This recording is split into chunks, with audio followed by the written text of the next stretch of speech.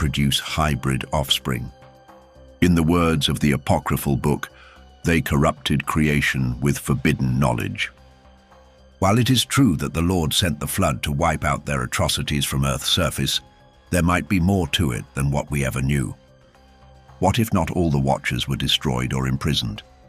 This comes up as a valid idea, because in Enoch chapter 10, verse 9, we read, "And destroy the children of fornication, and the children of the Watchers from amongst men, and cause them to go forth.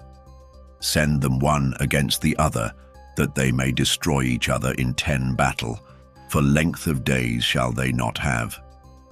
This means that not all were destroyed by the flood. Some were turned against themselves in battle.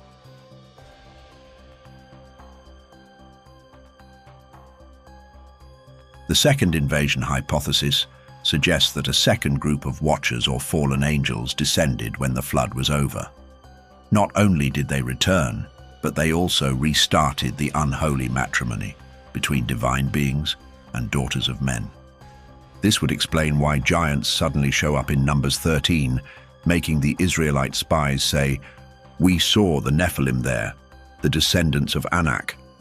We seemed like grasshoppers in our own eyes." It would also explain the troubling consistency of giant tribes across Canaan, that is, the Rephaim, Emim, and Zamzumim. If there was a second angelic rebellion, then the Nephilim did not survive the flood in the first place. They were recreated.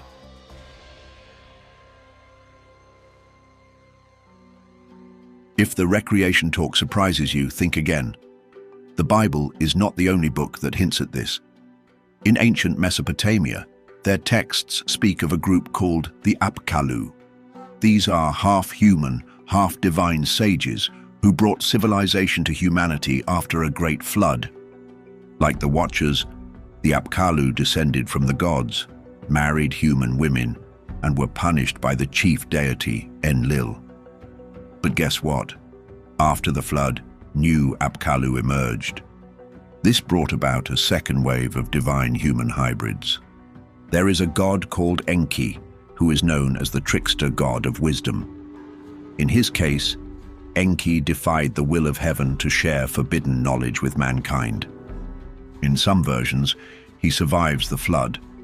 In others, he returns. So we see that nearly every ancient culture has a version of this pattern. Destruction by a flood, followed by a return of divine beings.